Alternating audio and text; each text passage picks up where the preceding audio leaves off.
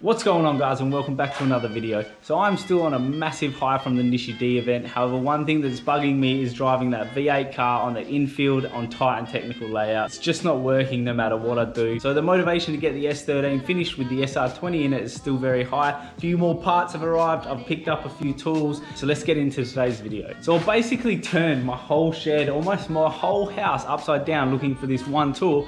And it turns out I had actually left it with a mate and they were borrowing it. So I now have my nutsert tool back, which means I can go ahead and finish putting all the nutserts in for the over fenders, which means that once we can get the over fenders on, then we can final mount the rear bumper and we can also final mount the side skirts. Another package was dropped off this morning, some more parts that we need to finish off the S13. So let's switch over to the head cam and we'll unbox that now.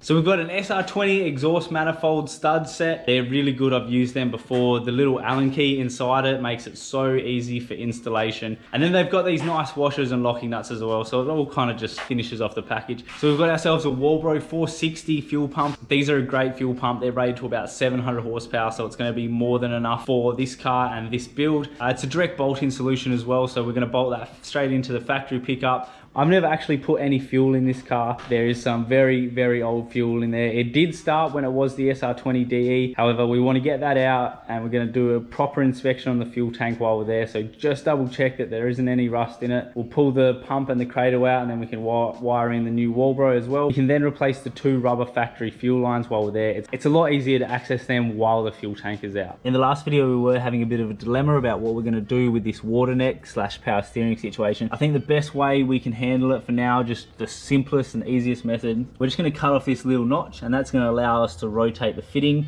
Definitely going to be the easiest and simplest method moving forward. This is about as far as I got installing the rest of the interior last night.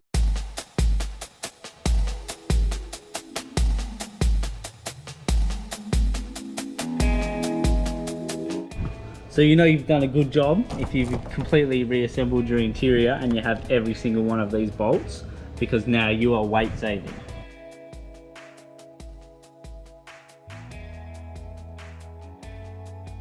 Now that the interior is all back together, that's one less thing to tick off the list. There's still a few more little things we need to do. I still need to buy a shifter surround. We're gonna wire in an electronic boost controller. I only thought about this after. Probably gonna have to pull the dash out again because I'm gonna have to mount the ECU and run all the engine harness. But next we're gonna be mounting the over fenders onto the chassis.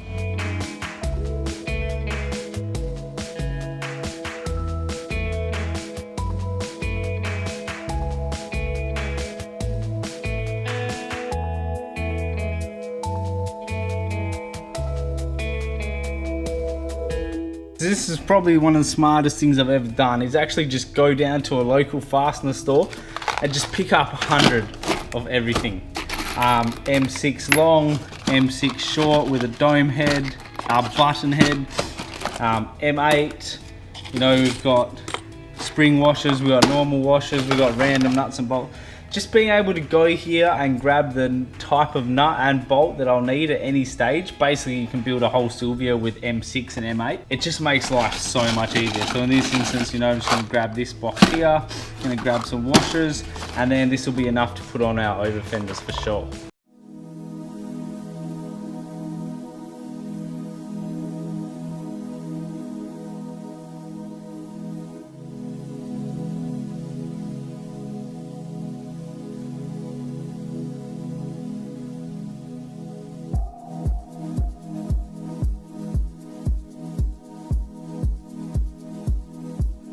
It's interesting to see how different over fenders are cast and molded. So this one here leaves a nice big gap the whole way along, which does look pretty shit.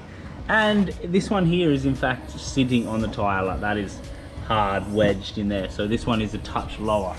Come around to the other side. This one here has got a smidge of a gap to trim the inner lip in there. Fits nicely the whole way around, you know, a bit of a gap there. And it's got a huge bow out here, so we're gonna have to actually cut all that away so this rear bumper can squeeze on around. All right, so what's next? Let's get on to the power steering bolt.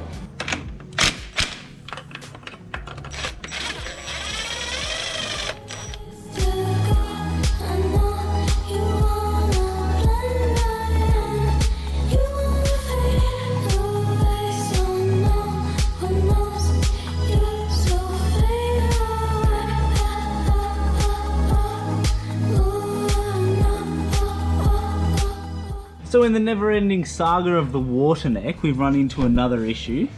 As you can see just there, that banjo bolt is now resting on the water neck while this is curing. So we've got a couple of options. We can either take the spacer out, which I don't want to do because that's where we'll get our water temp from. I've noticed that this is wound almost at the full tension. So this belt looks kind of old. What I'm going to do is I'll release the tension on it and see if I can just drop the power steering pump enough just to get some clearance through there. And then if so, maybe I'll just go get a, what was that, 4PK 680. I might go get a 4PK 670 or maybe a bit smaller, and we'll just try and bring it all the way down. That way giving us the clearance we need. Really starting to turn into a rather large pain in the ass, but I can't really see any other way of doing it. So, as I had suspected, we've loosened off the power steering pump and now we've clocked it down just even like a frack. Ample clearance now. So that's definitely going to be the go. We'll go and get a smaller belt, then that will solve that issue. There is the answer right there. 4PK 890 versus a 4PK 875, which I pulled off one of my other motors. So in fact, this is a much longer belt, which is why the power steering pump was pretty much at its full tension just to get this on and out the way. So we'll chuck on this belt and that should solve our issue. I'm not gonna lie, being able to sit like this in front of your motor and just like reach in and work on it, it's quite convenient, right? Why didn't they do this more often? Belts are on. I had to do the alternator belt anyway. As you can see, Gates one, that's nice and tight. I figured I might as well do both of them while I'm there. And this one here is just at its resting length. And as you can see, we have a lot of clearance and it's sitting about halfway on its adjuster bracket. So problem solved. Now I know what a couple of you are probably thinking, why am I reusing secondhand belts? Let's be realistic here, guys. Those belts are probably going to outlive this motor and they're probably going to outlive this chassis. Why not? They're Gates, they're quality, they're going to be fine. So it's now a new day, guys, and we're going to make a bit more progress on the S13 today. So we finished up, we got the power steering situation all sorted. Well, almost all sorted. As you can see, this line here is now resting on the banjo bolt just due to the way we've cocked it. This line here has some cracking, which means it's definitely due for replacing. So I went into one of my parts boxes and I got myself some universal power steering hose. So what we're going to do is we're going to make this one a smidge longer and we're just going to try and slightly bend it. While I was in there getting this power steering line, I also found this little fitting just here. So what I was able to do was swap this AN and AN adapter to 5/8 barb, put that down the bottom where it's not going to be so long, and then this fitting being a bit shorter is going to give us a nice angle for this fuel return line. We can now go ahead and start putting in some of the fuel line. I've also been playing around a bit with the fuel pump, so I didn't want to do anything on that because there's a million videos already on YouTube with guys replacing fuel pumps,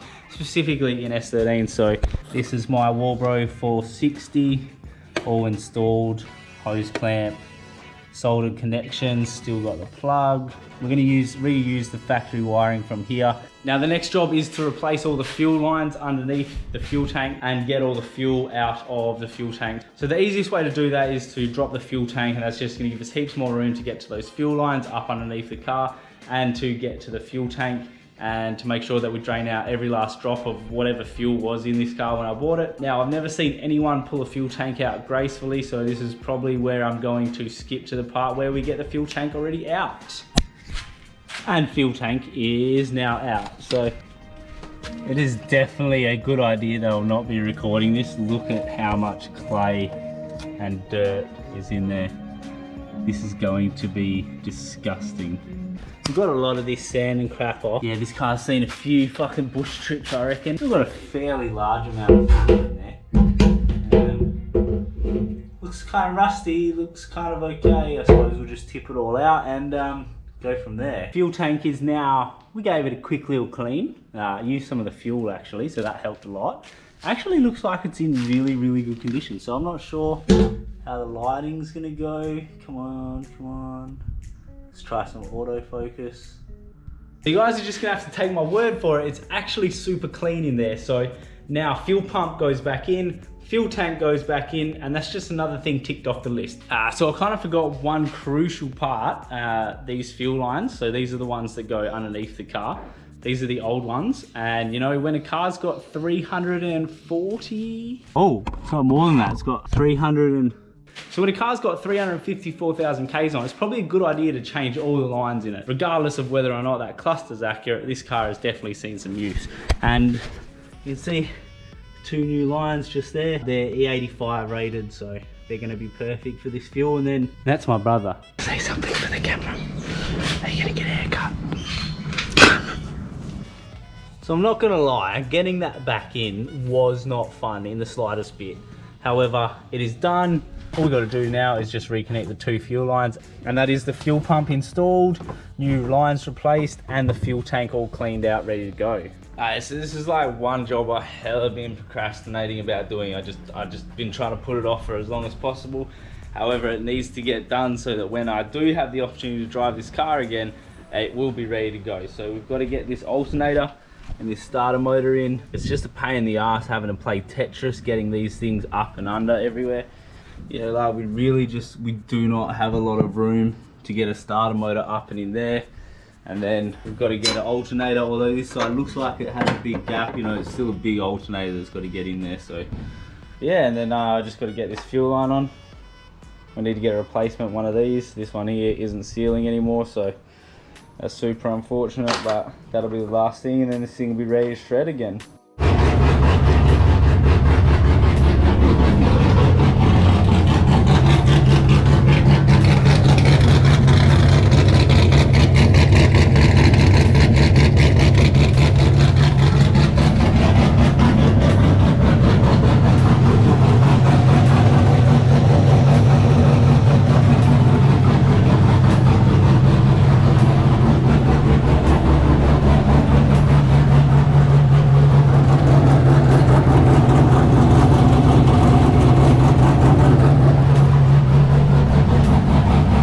So as you guys just saw, success, new starter motor is in. It starts up a lot nicer than the old one, so that is great. The alternator is in as well. That is charging. Happy days. Hopefully we get a little bit more reliability out of it from now on. At this stage, I have no idea when I'm going to be driving this car again, so it might be a good time to just go over it and do all the routine maintenance things that, you know, I might skip over. The fact that, you know, when you're just banging between event and event. So yeah, happy days. There's still a bit of time left in the afternoon before I've got to head out, so I think I might put this GK Tech high clearance adjustable sway bar in. Pretty much the only sway bar I can run with the LS swap. So, or do I get some more work done on the S13? So I've been having an absolute nightmare of a time with this whole power steering situation. I think I'm going to leave it as it is here. I'm going to custom build myself a Speedflow water feed line. 45 has the most clearance. The only other option I have now is to just run a smaller belt, and that way we can clock the pump further down. That'll give us a little bit more clearance. However, this will work, and that is in the factory location with the factory belt. So there was no need to cut this banjo or do anything irreversible for now. We could take the turbo off and get all the lines built up for the final time. We can also install all the fuel lines now that that's all finished. Yeah, so much to do, just not enough time in the day. All right, so we ended up getting the GK Tech high clearance sway bar installed in the 180. So I'll just give you guys a quick rundown of how that went. Clearance arm is in, and it gives you, that's a silly amount of clearance. Relatively went in.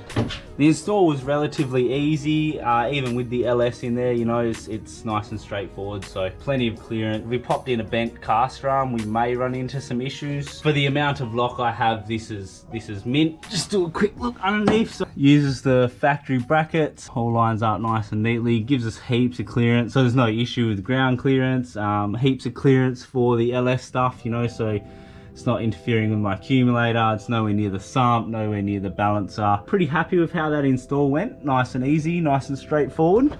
So I'm actually quite interested to see how this car's gonna drive with the sway bar. I haven't driven it with a front sway bar in nearly 2 years now. So I've completely forgotten what it's gonna feel like. The only reason I'm putting it back in is hoping it's going to aid in some stability in the front end with my big flick. So I'm happy about that. I'm happy how the install went. Everything was nice and easy, and I'm pretty keen to try it out and see the difference this sway bar has just on the characteristics of the front end, especially with the weight of the V8 in it. I do have it set on its softest setting, so we do have 2 more settings to go stiffen it up if I so choose in the future. And yeah, ultimately I'm hoping for a bit more predictability in the front end from actually running a sway bar that suits the LS conversion. All right, so that's where we're gonna wrap this video up, guys. I hope you guys actually enjoy the build videos that I do and not just the drifting videos that I do.